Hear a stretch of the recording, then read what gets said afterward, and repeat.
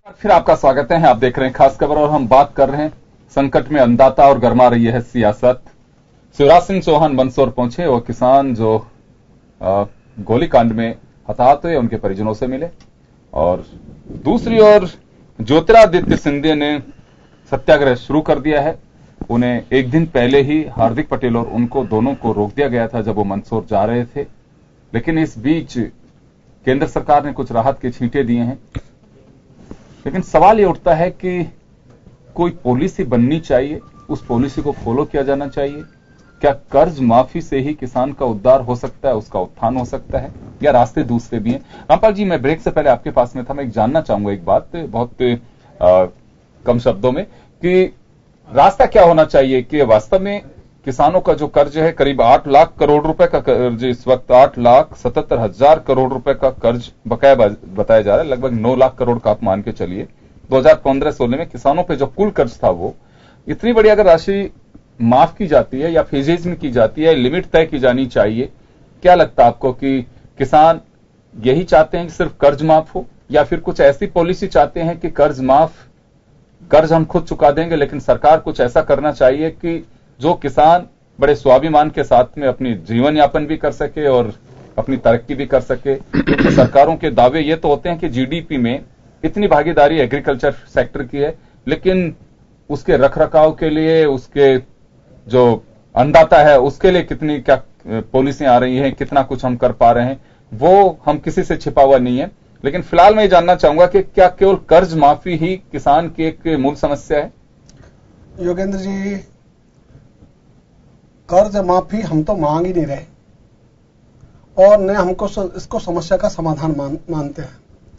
हम तो ये कह रहे हैं लगातार कि भाई आपने 1965 में कृषि लागत मूल्य आयोग बनाया, न्यूनतम समर्थन मूल्य नीति के अंतर्गत आपने आरंभ किया और उस पर आपने खरीदने की, ये भारत सरकार की रिपोर्ट है। इसलिए भारत सरकार ने जो 2000 में आयोग बिठाया किसान कार्य बल, उसने अपनी रिपोर्ट दी कि किसान ऋणी हुआ सरकारी खोटी नीतियों के कारण से। किसान को अनुदान दिया नहीं, सरकार ने किसान की जेब से अनुदान छीना है, इसलिए उसको उन्होंने शब्द दिया ऋणात्मक अनुदान। तो ऋणात्मक अनुदान के कारण से किसान बना ऋणी। और आज भी हमारा यह कहना है कि अन्नदाता ही हम रहना चाहते हैं, हम मंगता नहीं बनना चाहते। इसलिए हम तो चाहेंगे किसान का हाथ लेने की मुद्रा में नहीं, देने की मुद्रा में रहे। इसलिए हमने कहा है जो आयोग 2004 में बिठाया, जिसके अध्यक्ष डॉक्टर एम एस स्वामीनाथन थे जी, उस आयोग की रिपोर्ट लागू करने की तारीख थी 15 अगस्त 2007, आजादी की 60वीं वर्षगांठ। हम आज भी ये कह रहे हैं कि जब आप 7वां वेतन आयोग घोषणा के दिन से लागू करके 8 महीने का एरियर दे रहे हो, तो आप किसान और कर्मचारी दोनों वर्गों में अंतर नहीं कर सकते। भारतीय संविधान कहता है कि किसी के भी साथ वर्ग के आधार पर भेदभाव नहीं किया जाएगा। और जो प्रधानमंत्री जी हों या मुख्यमंत्री जी हों, सबने सौगंध खाई है ईश्वर की अल्लाह की कि वे संविधान को निष्ठापूर्वक पालना करेंगे। तो हम तो ये कह रहे हैं निष्ठापूर्वक पालना करो, तो जैसा उनके साथ व्यवहार किया हमारे साथ करो। तो उनका जो अपना आयोग डेट ऑफ अनाउंसमेंट से लागू किया, तो हमारा किसान आयोग की रिपोर्ट भी 15 अगस्त 2007 से लागू कर दो। तो योगेंद्र जी, हिंदुस्तान के किसानों का ऋण निकलेगा सरकार की तरफ। एक भी किसान ऐसा नहीं होगा जिस पर सरकार का ऋण कर दो। और यदि निकले तो हम तो चाहेंगे कि यदि सरकार का ऋण किसानों की तरफ निकले, हम देने को तैयार है। यदि किसानों का ऋण निकले, आप भी तो तैयार रहो देने के लिए। इसलिए हम भिखमंगापन की बात नहीं करते और नहीं कोई उपचार है। इसलिए हमने तो कहा है, जो हमारे प्रधानमंत्री जी ने चुनाव के पहले कहा, लोकसभा के चुनाव के पहले, पिछली सरकारों ने मर किसान मर जवान कर दिया, हमें राज दो तो हम जय जवान जय किसान को दोबारा बुलंद करेंगे। और उन्होंने कहा इसके लिए हम किसानों को उनकी हर कृषि उपज पर लागत जो भी आएगी उस पर कम से कम 50% लाभ देंगे। और पूरे देश में उन्होंने बोली, और जो लोकसभा का घोषणा पत्र बना उसमें लिखी, उसको पूरा करोगे। हमारे प्रधानमंत्री जी बनने के बाद जी, प्रभुलाल सैनी को अभी मैं सुन रहा था, राजस्थान के जो एग्रीकल्चर मिनिस्टर हैं, उनका साफ कहना है कि हम कोशिश में इसमें लग रहे हैं कि 2022 तक किसान की आमदनी ही दुगनी कर दें। वो उनकी कोशिश ये चल रही है, केंद्र सरकार की भी कोशिश चल रही है, तो थोड़ा सा किसानों को सब्र रखना चाहिए 2022 तक। योगेंद्र जी, हम बहुत खुश होंगे, लेकिन पहले हम ये बताएं, हमने प्रश्न ये पूछा पहला कि आप ये बताओ अभी किसान की आमदनी मानते कितने हो? मैं जिसको आप दोगुना करोगे तो मैं एक स्टेटमेंट देता हूं अभी भारत सरकार का ही, जो उन्होंने अपने लोकसभा में संसदों के प्रश्नों को उत्तर दिया।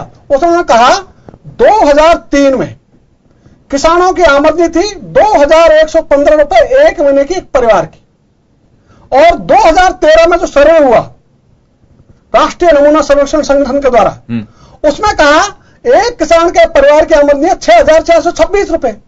तो ये 2115 से 6426 तीन गुनी हो गई नहीं हो गई? तो दो गुनी की बात कर रहे हैं, 10 साल में तीन गुनी हो गई ना, तो ये तो अपराध हो गई, ये क्या करेंगे?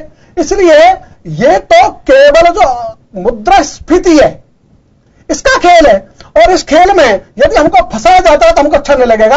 ये हमारे कटे पर नमक छिड़कने समान है। हम तो चाहेंगे कि आप ये बताओ, क्या आप किसान की आमदनी जो डॉक्टर स्वामीनाथन ने अपनी रिपोर्ट में कही कि किसान की घर ले जाने योग्य वास्तविक आमदनी वो होनी चाहिए सिविल कर्मचारियों से तुलना योग्य, तो क्या आप हमें अपनी उपजों का लागत से 1.5 गुना दाम दे देंगे? तो हम तो आपसे मांगेंगे नहीं, हमारी इनकम तो अपने आप ही दुगनी हो जाएगी।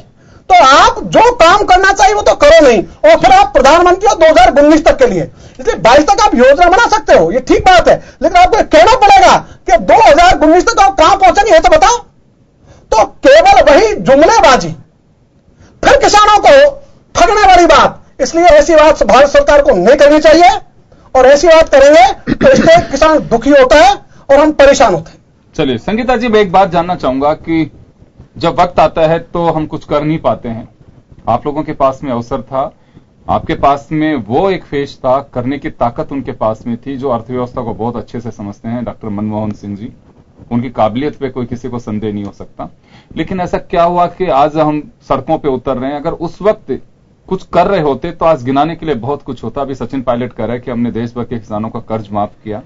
कर्ज माफी पहले भी सरकारें करती रही हैं, कहा भी यही जा रहा है, एक परंपरा मुझे लगता है कि कर्ज माफी सब्सिडी इसकी एक ऐसी डाल दी गई है, लेकिन वो डाल इस वजह से दी सिर्फ महज एक वोट के डर के कारण।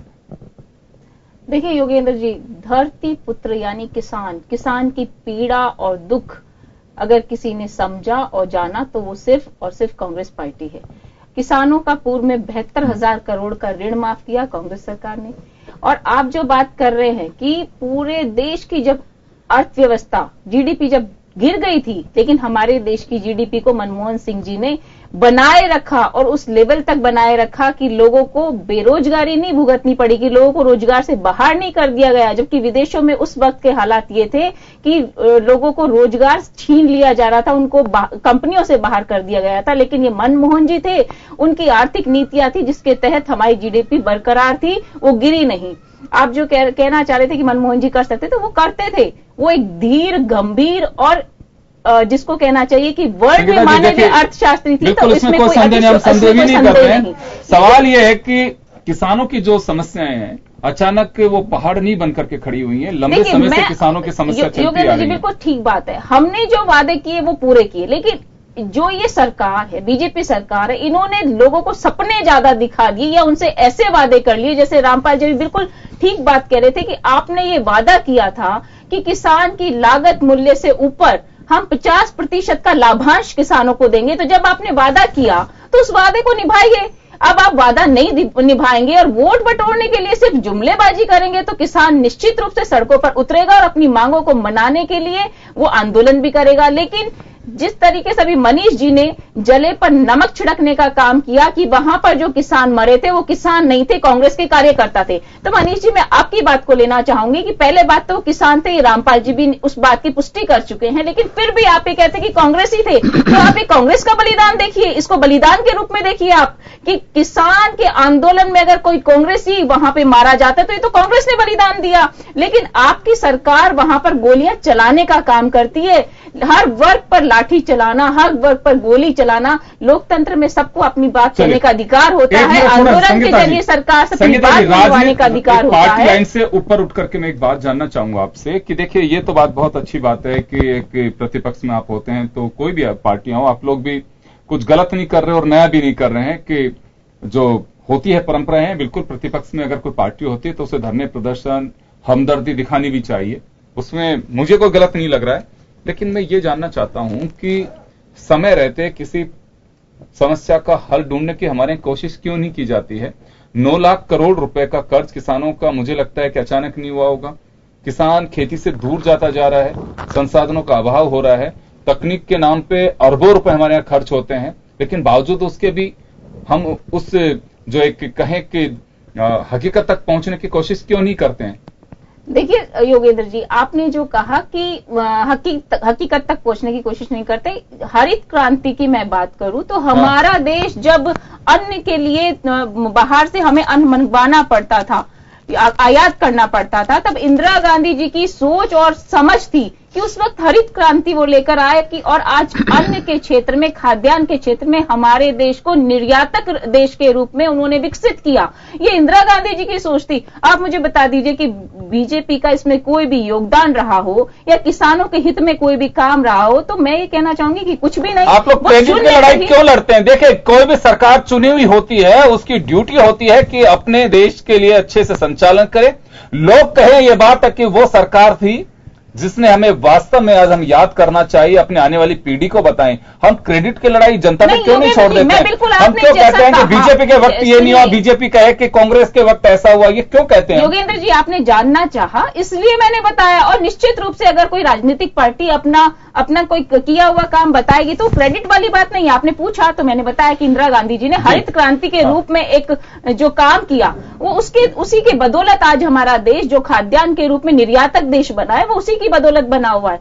तो मैं यही बात कहना चाह रही हूं कि किसान की हितैषी के रूप में अगर कोई पार्टी रही तो कांग्रेस पार्टी रही, लेकिन इनके जो मंत्री है ये जले पर नमक छिड़कने का काम करते हैं कि 60 किसानों ने राजस्थान में आत्महत्या कर ली और पूरे प्रदेश में अगर हम देखें तो पूरे देश में अगर हम देखें तो 41 मिनट में एक किसान आत्महत्या करता है। ये हमारे देश के लिए बड़ी शर्मनाक बात है कि फिर भी अगर देश में बैठे हुए प्रधानमंत्री जी को किसान की पीड़ा नहीं दिखाई देती और इनके मंत्री जी ये कहें कि देश का किसान इसलिए आत्महत्या वो प्रेम प्रसंगों के चलते आत्महत्या कर रहा है, तो ये जले पर नमक छिड़कने का काम इनके नेता करते हैं। किसान के लिए कुछ करिए, आपने जो वादे किए वो निभाइए तो किसान भी आपको धन्यवाद देगा और धरती पर के रूप में उसकी पीड़ा को आप समझ पाएंगे। कई सवाल आपने खड़े किए हैं, लेकिन मनीष जी, मैं ये जानना चाहूंगा आपसे कि हम समस्या की तह में